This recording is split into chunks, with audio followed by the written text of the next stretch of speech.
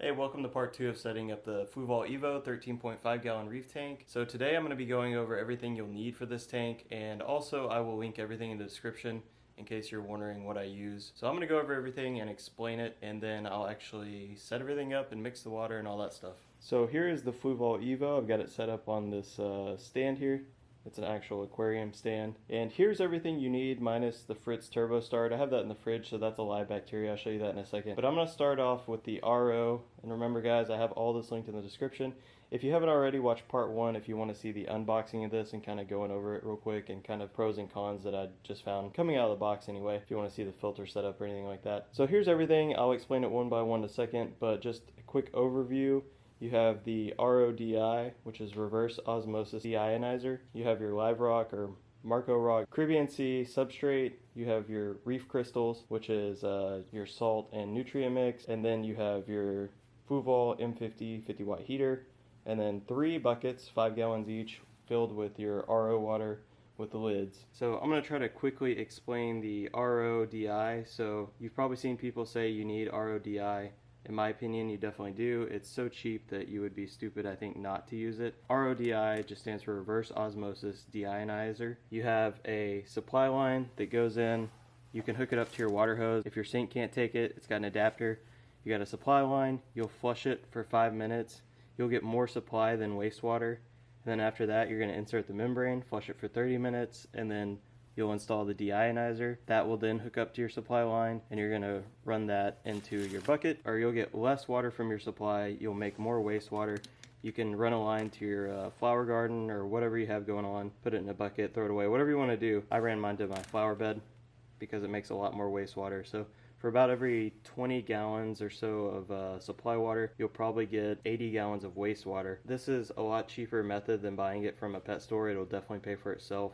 If you're buying it from a pet store, it's just going to cost you more in the long run. I don't recommend you use tap water or distilled water. This is so cheap, it really doesn't make sense not to do it. It's very easy to set up. Comes with instructions in the box. They even have a very simple video that tells you how to connect everything. It's not rocket science. It looks kind of complicated when you're looking at it like this, but once you get it, you'll understand. It's got clear instructions with pictures and everything. If you can draw in a coloring book, you'll be just fine with that. I got this from Bulk Reef Supply. This is 13 pounds. They recommend 1 pound per gallon. Obviously the Fluval Evo is a 13.5 gallon. So I'm going to be gluing this together, and then my friend recommended I get the black substrate because it's a little easier to keep clean, or at least it looks cleaner.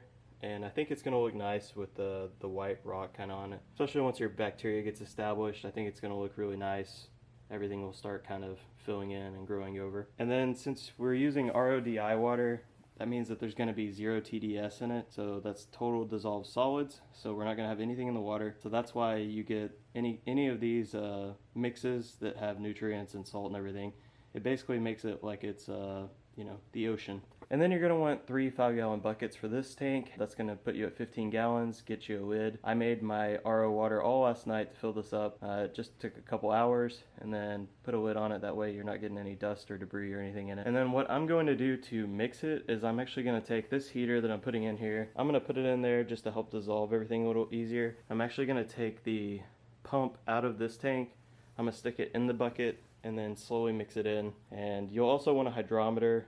I don't have one out here. I've got one in another room. You can get a hydrometer, or I think it's a refractometer, and you can actually see it. They're pretty cheap now. I just don't have one. So I'm going to use a hydrometer to make sure I have the right salinity, but you'll definitely want to do that. And then maybe in the future I'll get an ATO, which is the auto top off, to refill the RO water. So this right here is the Fritz Turbo Start. Now this is a live bacteria. I wouldn't recommend buying it from Amazon. I was reading some of the reviews and apparently they shipped it hot, and I bought mine from Bulk Reef Supply because they actually ship it to you expedited, and it comes in like a insulated box. You know, it's even marked live animals. So you definitely want to keep this stuff in the fridge, otherwise it will start to smell pretty bad.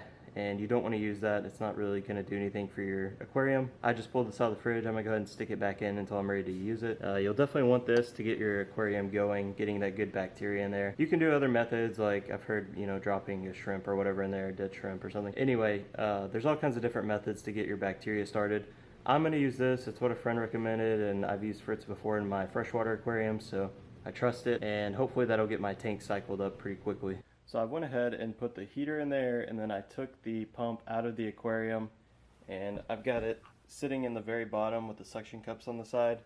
So I'm going to let that water heat up for a little bit, and while that's heating up, I think I'm going to go ahead and dump the substrate in the bottom. It kind of looks like there's some dirt and stuff in there, so I'm probably going to take a wet towel and wipe that out real quick. Now, I debated on painting the back of this black. I think the way the light kind of reflects on the back wall, I kind of like that. And so I'm not going to paint this one black. In the future, if I ever do anything else or move this to a different area, maybe I would consider it. But I actually kind of like the way that looks, so I'm not going to do that. So yeah, I'm going to go ahead and dump the substrate in there. I'm not entirely sure if it's going to take the whole bag or not. I kind of doubt it, but we'll see. Alright, so I just got the inside of the aquarium wiped out real good. Also, I'm going to be pulling the filter and removing the carbon media that's in there. I honestly don't use carbon in any of my tanks. I've never had to use carbon. I think if you keep good water, do good water changes, and don't go heavy on any kind of chemicals, you shouldn't have to use carbon. So I'm not anti-carbon, I just don't see a need to use it. Yeah, so I'm going to go ahead and pull that unless somebody recommends otherwise. I just don't really see the need for it. So the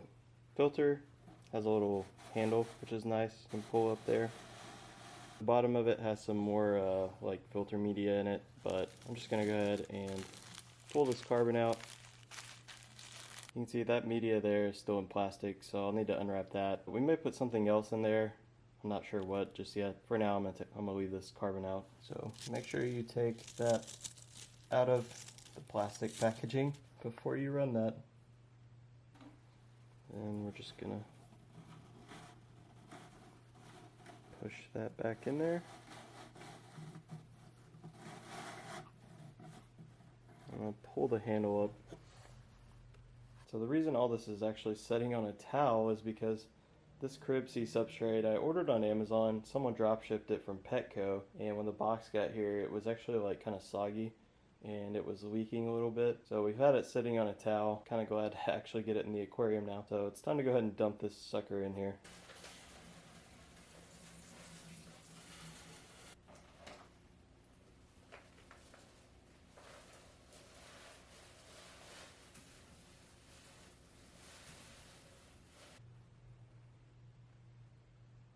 Kind of hard to see a side view of it just because of the glare, but just a couple inches is what I'm putting in there for the substrate layer. Like I said, I don't think it really matters if you use white sand or black sand, but I can see how having the black sand would definitely make the tank look nicer. And you know, if there's fish poop or whatever, you know, and you miss it with a gravel vac, the white sand would definitely make that a lot harder to keep clean. So now that that's in there, I'm gonna go ahead and plug up my pump I have in here, and I'm gonna start mixing the water. I'll also be giving this rock just a quick rinse, and then I'm gonna glue it together and try to make some kind of cool aquascape that will be interesting in the tank, nothing crazy. I'll drop the rock in, and then I will be adding the water, and we should be pretty close to being good to go with setting this thing up. So there's the tank with the blue light.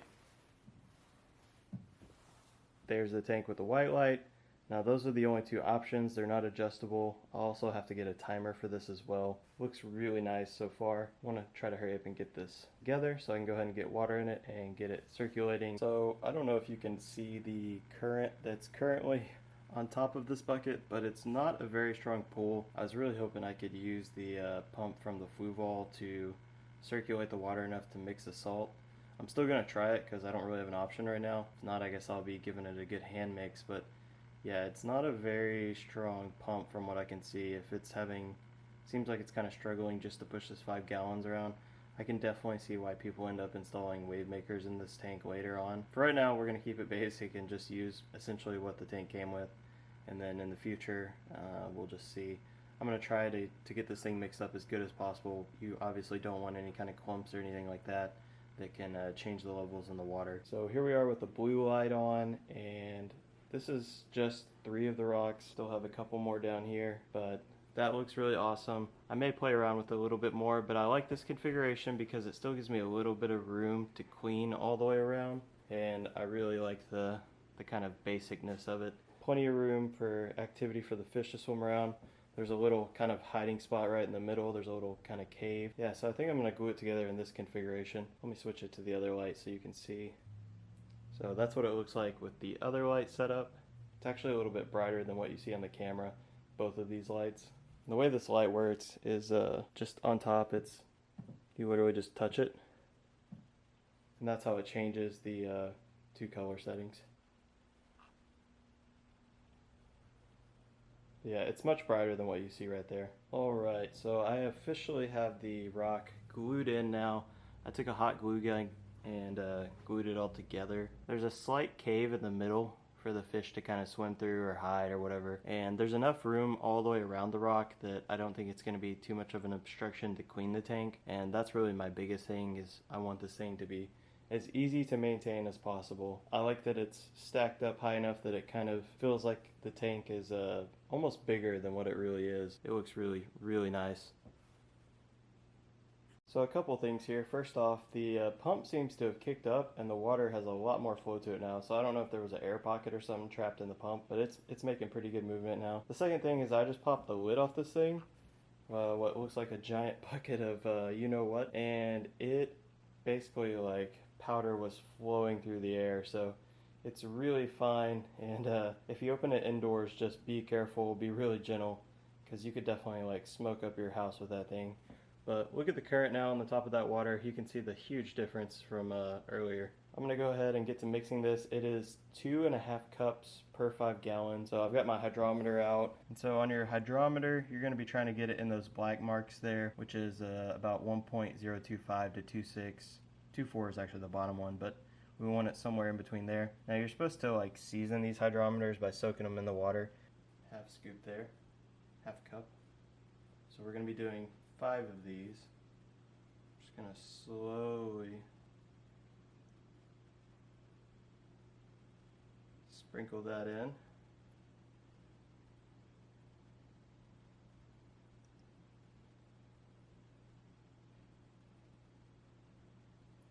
We'll be here all day if we record me doing this. I'm trying to be very careful my first time mixing this. I don't want any big clumps, so I'm gonna go extra slow with this first batch, just filling up the tank.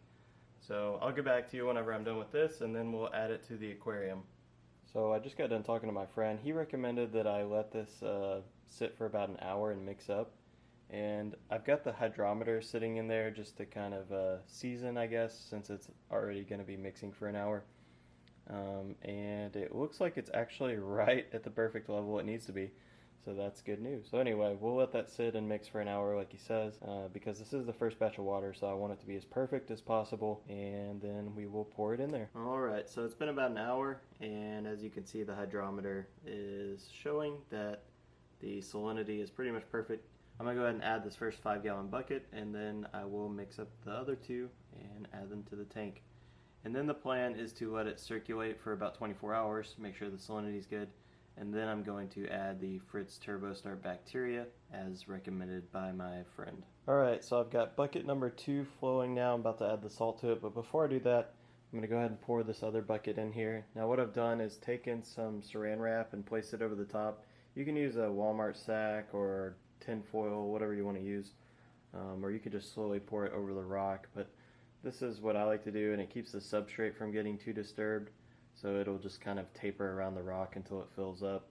And then once it gets a little higher, you can actually like wrap it around the edge of the glass and pour it in. Like I said, it'll just keep your substrate from getting all messed up. Alright, so I got bucket number 2 mixing right now, and we've got the tank. Actually, looks like it's almost halfway filled up just because the substrate and the rock, I guess. The volume of the water definitely not going to be exactly 13.5.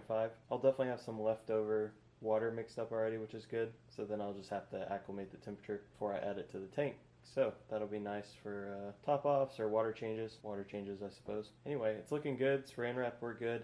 I just used a cup and scooped the bucket out until it was about halfway empty. And then I ended up pouring it on top of the saran wrap. That way I didn't make a big mess because the bucket's pretty heavy. And when it's full, you're definitely more likely to spill a lot of water. So yeah, if you'll scoop your bucket down like halfway by cup, just pour it on there. You can see the water is really not even terribly cloudy. Yep, it'll be cool. We'll have this up and circulate in here pretty soon. Alright, so I let each bucket mix for about an hour each. Now the last 2 buckets I actually had to add about a half a scoop to a scoop more of the instant reef crystals. My salinity was not quite right, so it took a little bit longer than I expected. But nevertheless, we got the job done. Now this is on the blue light setting. Let me switch it. So there it is on the white light, and that's pretty much how it looks in person. It's a little bit cloudy right now as expected. Now something I'm a little confused about on this tank, because I've never seen this on other tanks. This tank has this little border on it. The actual, you can't see it because it's cloudy, but the actual intake on this is super high. It's actually like up around where that border is. So I've got the water about halfway up that border. I've never seen a tank with the intake quite that high, and it was a little concerning to me because the light that sits on here is literally, if you were to fill it to the top of this as it kind of looks like it should be, the light is only like half an inch from the water, which I really don't like. So I lowered it down a little bit. I'm not sure what Fluval intended for the level to be. I need to go back and read the manual, I guess. I don't think that it said anything in there about the water level. I could be wrong, but I did read it. But regardless, you can kind of see my rock setup there. So I did add a little bit more substrate. It was kind of lacking some on this side. It looked kind of off, and eventually I may smooth that out. But for now, I'm gonna let this water run for 24 hours, and then I'm gonna add the bacteria after I test the salinity again. I've only had the pump running for like maybe 5 minutes now, and the water is already like really close to clear. Also, that substrate, whenever I added some more, you can kind of see it on the end there probably. I just kind of poured it in there, and it actually didn't cloud up the water or anything. It sank really well. So I wouldn't worry too much if you're adding that substrate. If you need to pour some in, don't worry about it. Switch back to the blue light. So that's going to be all for part 2 of building the reef tank. Now stick around for part 3, where I will be actually stocking the tank. Now I'm not sure right off the bat what corals or fish I'm going to add. I think we're leaning towards maybe a couple of clownfish. You know, that's kind of generic, but this tank really is quite limited on options, and I think clowns look really awesome anyway. We'll see. It's my first reef tank, so don't expect anything crazy. But if you're thinking about buying one of these, at least you kind of know what to expect now and everything that you need to actually get into this. Now there's still a few more items that I would like to have to make the reef tank keeping a little bit easier. But right now, keeping it basic, keeping it simple, and I think a lot of you, if you're starting out, will probably do that as well. I hear a lot of stuff from other people talking about how nano reef tanks are not that great and you should always go bigger. And you know, that's generally the same with freshwater aquariums. You have to start somewhere, and I don't want to invest $1 billion into a giant reef tank and then decide that I don't want to do it. So I think right now this is a good budget start for anyone, and we'll see how it goes. I definitely wouldn't go any smaller than this. Now Fluval does have a Sea Evo. It's like a 5 gallon or something. I feel like that is way too small. It's a great looking tank. I actually like the style of it better than this one. If they would have made that in the 13.5, that style, I would have liked that better. But I definitely wouldn't go under the 13.5. Even this does feel pretty small right now, especially once you put the rock in there. But anyway, I think it's going to look really good. So stick around for part 3. Make sure you subscribe, and I'll see you guys next time.